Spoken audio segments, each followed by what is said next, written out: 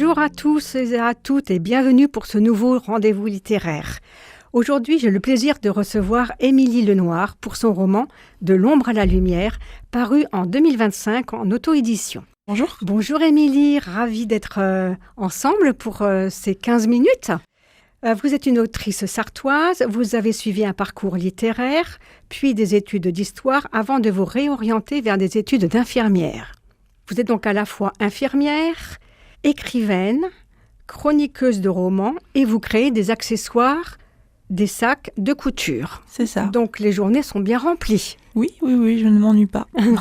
Dans ce roman initiatique un peu introspectif et puis plein d'espoir surtout, vous traitez un sujet sensible, celui de la santé mentale. Des dynamiques en psychiatrie, des souffrances et puis des espoirs, heureusement. Oui. Vous pouvez nous donner un aperçu de l'histoire et en particulier celle de Alice ? Parce que Alice est le personnage principal de votre ouvrage. Oui, je raconte Alice à la première personne. C'est vraiment une volonté de ma part que le lecteur, en fait, soit vraiment immergé dans la tête d'Alice, qui est une jeune femme borderline. Et c'est pas toujours facile de contrôler ses émotions et... elle peut passer du rire à la colère. C'est assez difficile pour elle, parfois. Pourquoi vous avez choisi de traiter ce sujet ? Parce que j'ai déjà rencontré des personnes borderline en tant qu'infirmière, voilà. Et lorsque j'étais stagiaire, notamment aussi en psychiatrie, j'ai rencontré toutes sortes de patients. Et voilà, c'est un sujet passionnant. Et alors, le fait d'être infirmière et impliquée dans ce domaine-là, vous donne-t-il une perspective très concrète sur les problématiques de la santé mentale, Parce que j'ai relevé quand même des thèmes qui sont assez importants, celui de l'intimité et de la féminité. Oui, Alice, c'est pour avoir vécu des violences sexuelles, tient énormément à sa nudité, ça prend une importance c'est vraiment une importance vitale pour elle. Et c'est vrai qu'en 2005, où se passe l'histoire, là où elle est hospitalisée, les patients vont par groupe de 4 prendre leur douche et se montrent nus. Et voilà, pour Alice, c'est pas possible du tout. Et dans toute l'histoire, le lecteur peut retrouver ça et elle en fait un cheval de bataille, quoi. Surtout, je ne veux pas montrer ma nudité. Mais dans ces cas-là, dans ces pathologies-là, est-ce que le personnage il arrive à respecter la sensibilité de chaque patient ? Est-ce qu'il a le temps de le faire ? Comment ça se passe dans ce... À l'époque où se passe l'histoire, non, le personnel n'a pas le temps de traiter cas par cas. Voilà, il y a des protocoles à respecter. Le matin, tout le monde se douche. Après, tout le monde au petit déjeuner. Voilà, il n'y a pas le temps. Maintenant, aujourd'hui, les choses ont évolué, les protocoles ont changé. De nouveaux locaux se sont ouverts et maintenant, les patients ont leur douche dans leur chambre. Donc, ils peuvent prendre leur douche un peu quand ils veulent. Les chambres ne sont plus fermées à clé.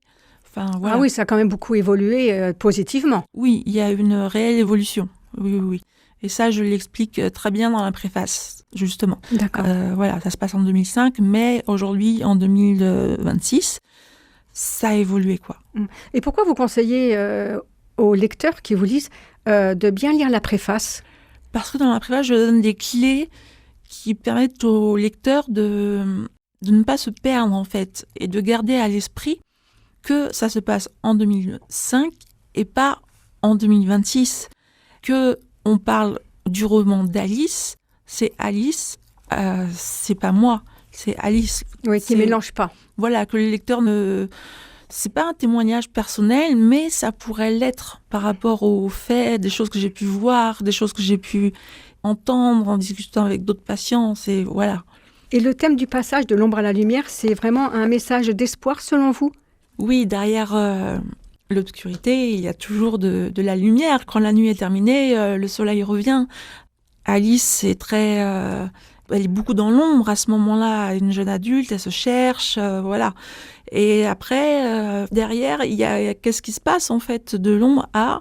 Oui, la lumière, le livre, il peut être dur et difficile à lire, mais il faut que le lecteur garde en tête le titre. Bien sûr. Et oui, c'est un message d'espoir, justement. Alors, c'est quoi cette fameuse lumière pour Alice ? Ou pour tous les patients qui arrivent à s'en sortir ? Alors, pour Alice, la lumière, c'est son entourage, sa grand-mère Noël, qui est pleine d'amour, sa famille d'accueil. c'est comme sa famille de sang, elle lui apporte énormément. Bien sûr. Et oui, les soignants, aides-soignants, infirmiers, éducateurs, psychologues, l'emmènent vers du positif en parlant de ses blessures.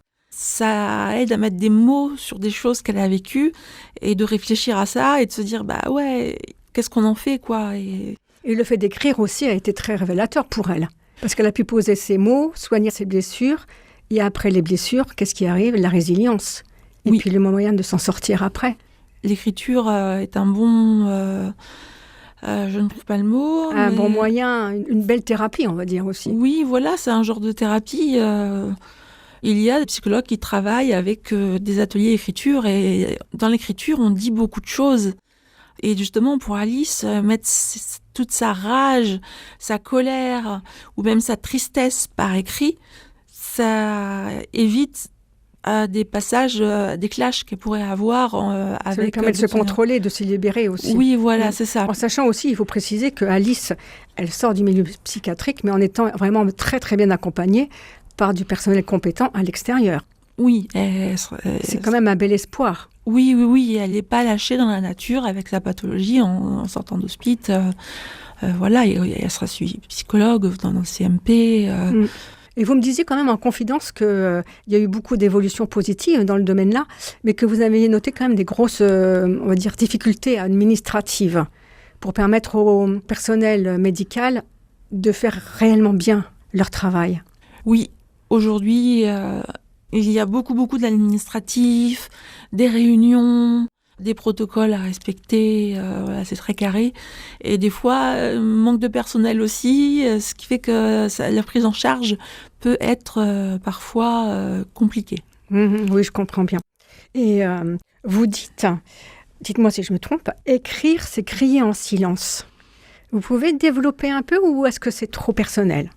Non, c'est une citation que j'avais croisée, je ne sais plus de qui. Peu importe, c'est pas grave. Voilà, et oui, c'est un peu ce qui se passe pour Alice ou peut-être pour d'autres personnes. C'est crier, on écrit et on crie en silence toute notre colère. Et c'est quelque chose que je conseille un peu à tout le monde. N'importe qui, vous avez des trucs insurmontables, des colères, tout ça. Et prenez un papier, écrivez et crachez votre colère sur... C'est ça. Ouais. Et on va passer un petit peu à un autre répertoire. Pourquoi vous avez fait le choix de l'auto-édition ? Alors, ce livre, j'ai envie d'y croire. À la base, je cherche une maison d'édition. Mais l'auto-édition apporte une certaine liberté de création. Avec l'auto-édition, on peut choisir la couverture qu'on a envie. Ce n'est pas un éditeur qui choisit pour nous la couverture. Là, vraiment, j'ai pu, au niveau de la créativité, avec le photographe qui a pris la photo, avec Aline Garcia, qui est infographiste, qui m'a fait la couverture, enfin voilà, de talent, et on a réfléchi ensemble à ça, enfin rien que pour ça, voilà. Et puis, on est plus autonome, voilà. Mais il n'empêche que je recherche quand même une maison d'édition. Alors on fait un appel alors, pour une maison d'édition. Oui, j'aimerais bien quand même. Oui, parce que vous parlez de l'infographiste, mais vous travaillez beaucoup en collaboration également avec d'autres auteurs. Oui. Pour les relectures. Tout à fait. Vous pouvez nous en parler un peu ?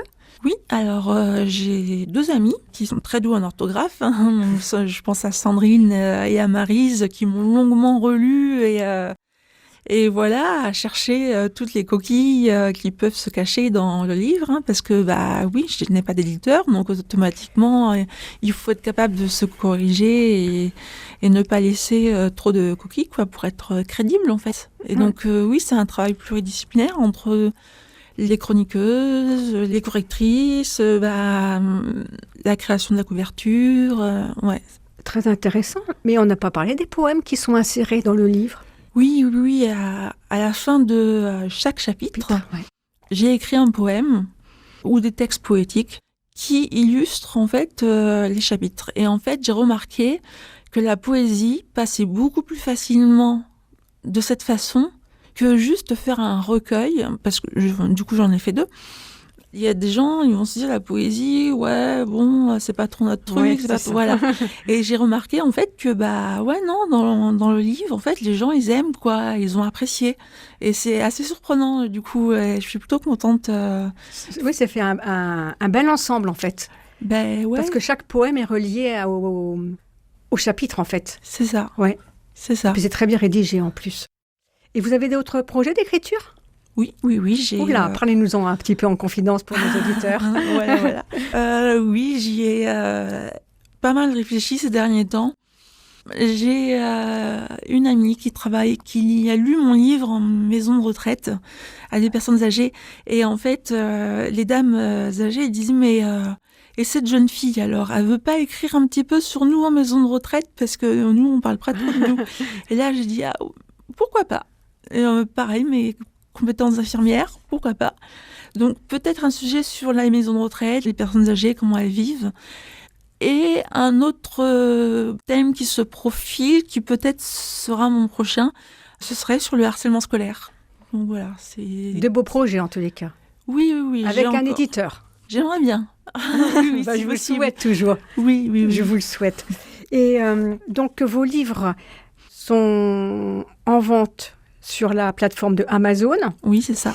Et si un auditeur est intéressé, il peut vous contacter par quel autre moyen? Il peut me contacter sur Facebook, Le Noir Émilie. Il peut me contacter via Instagram. C'est les 2 réseaux sociaux sur lesquels je suis. Après, il y a le bouche à oreille. Bien sûr. À la fin de mes romans, je mets toujours mon adresse mail. Voilà, les gens peuvent me contacter comme ça aussi, ou me retrouver dans des salons littéraires. Oui, bien sûr. Bah oui, simplement. bien sûr. Oui. Vous avez des dédicaces de prévues pour le moment ou pas encore? C'est trop tôt encore. Là, pas encore. En fait, je fais partie de l'association des auteurs du Maine et du Loir, et ils donnent l'occasion aux auteurs auto-édités ou édités de présenter leurs livres.